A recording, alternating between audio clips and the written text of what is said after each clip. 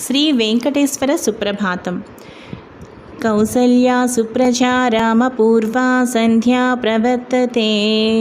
ఉత్తిష్ట నరసార్ధూలా కర్తవ్యం దైవమాహ్నికం.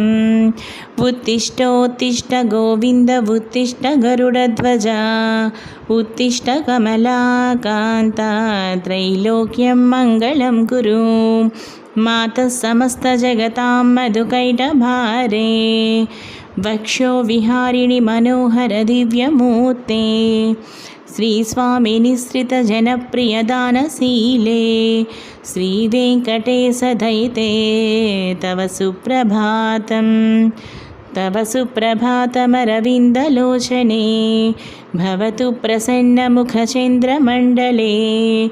విధిశంకరేంద్రవనిధాభిరర్చితే. వృషశైలనాదదయితే